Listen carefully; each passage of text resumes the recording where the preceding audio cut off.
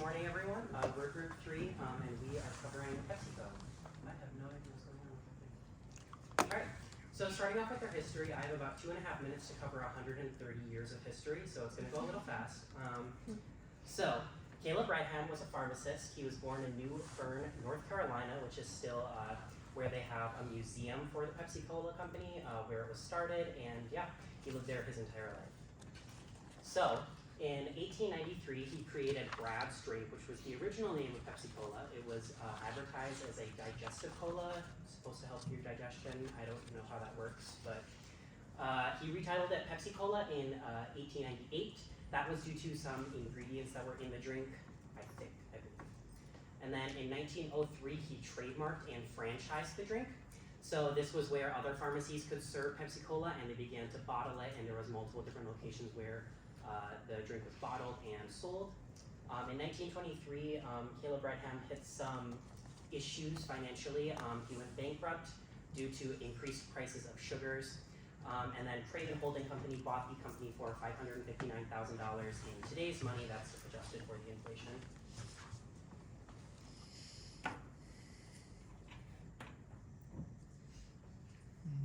This one.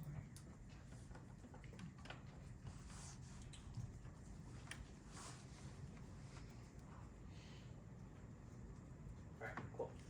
So in 1965, PepsiCo was formed. It was one of the biggest mergers in business history in general. They merged with the company Frito-Lay, so that allowed them to sell beverages and snacks. So that let them acquire Lay's, Fritos, and Rolled Gold, which are still popular brands of PepsiCo. And, sorry, not sure what happened there. Mid-20th century, they wanted to expand to other countries. One of the countries that they went after was Russia. They effectively bought out the entire competition in Russia. So they are still now the #1 food and beverage company in all of Russia. Also, there's a really interesting story how they became the 6th largest militia in the world. Really weird, you should search it up, it's really interesting. In the 20th century, at the end, they bought a couple different brand lines to expand their products that they have. One of them was Yum Brands, which is the restaurant companies Pizza Hut, Burger King, and KFC. So that they only serve Pepsi products, and they still do to this day.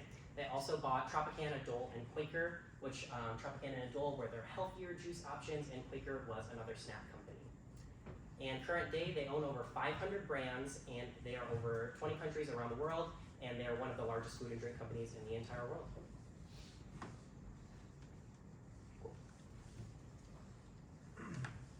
Alright, so if we do an environmental analysis of Pepsi, we can learn some pretty cool things about the company. So there's some political threats to Pepsi, right? The biggest one would be initiatives against carbonated beverages. So that clearly poses a pretty big threat.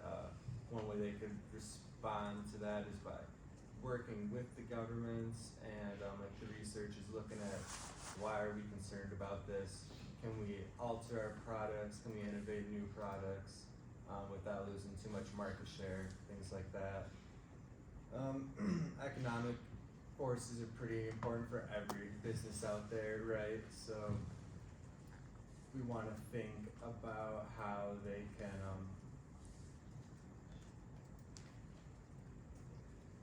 they really want to establish places that are stable and that they can grow, and there's not a lot of threats to the economy. They want to look at what's like GDP per capita in this country.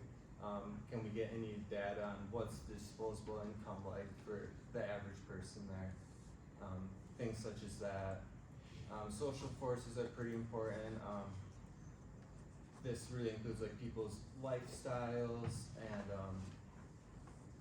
so like one thing more recent going on is people are more health conscious, so they can alter products that are more just healthy and better for you. And another thing, another social force is people are really on the go these days, and they're busy.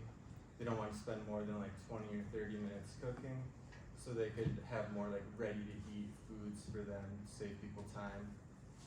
Technological forces are important because technology is rapidly changing, and they have to keep up with the current technological environment. Ways that this affects them is one would be like big data, the accumulation of huge databases. They can have marketing information systems and accounting information systems to manage this data, and they can use it to predict trends, and this can inform their decision making. Another technological force that's important is automation. So if other businesses around the world are automating everything and lowering their labor costs, they're losing out on efficiencies, and so they want to keep up with that pace. Environmental forces are important because they want to have practices that are sustainable. One major area that they can work on with that is with the farmers. So they have to source crops, and they should be aware of what the farming practices are, so that they can, so that in a way that they can be responsible. Hey, we got this food from these farmers. We know that they're engaging in like regenerative farming practices to restore like the farmland and like the ecological spheres that they're operating in.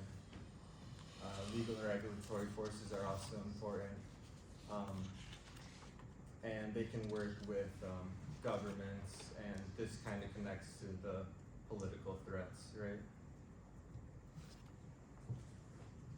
Next, we're going to be talking about the current marketing plan. Some marketing plan objectives are for them to attract new customers, launch new products, and increase their market share. Most recently, they have done that with Starry. It originally started out as Sear Mist, but they changed it to Starry in hopes of appealing to a younger generation. One of the main issues with Pepsi is they constantly have to get the younger generation in because they are very loyal when it comes to their older customers. People who have used their products are going to continue to use their products. So in order to get people to come back, they need to market to younger generations. Next is their marketing segmentation. Demographics and geographics are very similar. Their demographics are basically anyone. There's not much they can do to get more worldwide or expand to more people. They're a world recognized brand that many people know. Psychographics, they're not necessarily a budget company when it comes to that stuff. They have products that don't cost a lot of money, but they tend to lean more, I would say, middle class, maybe a little bit higher class, because there's definitely still generic brands that are out there. Behavior-wise, they really try to reach people through phones and social media and stuff, which is obviously how you reach the younger generation at this point. Many people aren't watching TV as much, reading billboards, newspapers, that kind of thing. They also do that stuff with like Mountain Dew, with Dew to Do. They try to expand to get people to think that's like more of an extreme drink and that kind of thing, which appeals to the younger generation in more senses. I don't think a lot of old people are doing that kind of stuff necessarily.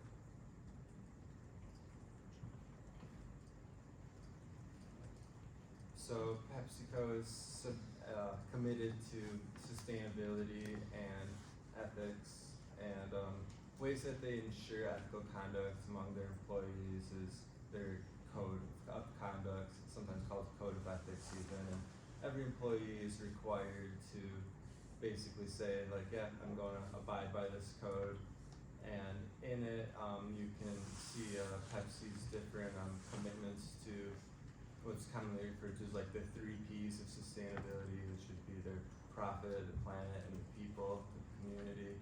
And so profit's essential to sustainability, because if you're not making a profit, you're taking losses. It's kind of step 1. Once they got a profit, then you can focus on the planet in different ways, like where they source their food, the farming and the practices there. And they have different ways of helping out communities through a lot of it's funding to like volunteer organizations, and really trying to encourage their employees to be active in their communities with volunteering. So part of the way that they're caring for the planet too is through the positive agriculture. I mentioned that a little bit. You know, they do want to ensure food and water for the communities in which they're operating, because they are a global business, right? They're pretty much everywhere, and you know, they don't have the same standard of living that we have here, so they're trying to raise that standard of living globally. and increasing economic opportunities for those people. They really want to encourage young people to get education and training, and this is really important too because if they can raise the standard of living and the purchasing power of people around the world, well, that could totally affect them positively in the long run. And you can see some different natural disasters that they responded to with funds, and yeah. So for the 4Ps, the product that PepsiCo offers, there are over 200 products ranging anywhere from soft drinks, sport drinks, energy drinks to more of the food, which is granola bars, snacks, chips, and then like cereals. They are a worldwide company. They may not be distributing to these countries that are more third world, but they do get that product through third world distributing. PepsiCo also has a extremely large distributing fleet, which they do all their own distributing to vending machines, gas stations, whatever's buying their product, they distribute it themselves. And with this large fleet, they're trying to go net zero carbon by 2040, which would be a very cool sustainable feature for this large product or company. They are priced very reasonable. It's about $2.50 on average in the US, which is about a bottle of Pepsi. They do get to about $5 in New Zealand, and then in Pakistan they do reach about 21 cents a bottle. And then, like we said earlier, the promotion of trying to get to the younger customers. They're using a lot of social media. They use Super Bowl commercials, and they're just trying to get their name out there to this younger crowd by having a very recognizable logo that you see it for a second, you just know, hey, that's Pepsi right there. So for the SWOT analysis, when it comes to Pepsi's strength, some of their driving factors are their brand image and their customer loyalty. This is with all their separate brands like Gatorade and Cheetos, etc. They have like the ability to grow their presence and the market and create more relationships with their customers. It also allows them to impact the customers and reach their opinions often before they even have it or try it in their hand due to social media and some of their friends. There also is market dominance because of their distribution for over 170 countries globally. Strong advertising, often in sports, like we saw in the Super Bowl with Ben Stiller using celebrity endorsers. They reach their target market by those. For weaknesses, they don't have as many weaknesses since they're such a dominant corporation. One of them is their unhealthy products, high in sugar and salt, with doctors warning customers to stay away, which ultimately hurts the company and their products' growth.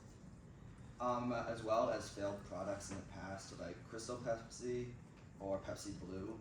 This often sees the company as incompetent and unreliable due to their failed productions and their economic status as well. They're one of the leading companies in plastic polluters and have failed to make some necessary changes in the past that drives people away. But for opportunity, they focus on changing their weaknesses and threats into opportunities and some of their strengths, like product diversity, connecting more people in the market globally, and creating more connections, as well as using different products and beverages, as well as snacks. And partnerships as well. One of them being with the American Red Cross, do this to create strengths and use of promotion for their company as well. And lastly, for their strengths, social media can be, threats. Social media can hurt the company and their reputation when people post, but it also can be a strength for their company to promote their product, as well as competition. like Coca-Cola and Nestle. They all have similar products and customers being drawn to different those companies. And an economic recession as well can also be a threat. When the economy is going down, people tend to save their money and not spend as much, which does not help with their growth as well. So, case study. So for our case study analysis, we chose to do Coca-Cola Company to compare Pepsi to, just because they're both very, very large companies. You know, they're both leading companies in the soft drink industry. To kind of get into it, just some basic parts of the case study. So with the marketing, they're also a global company.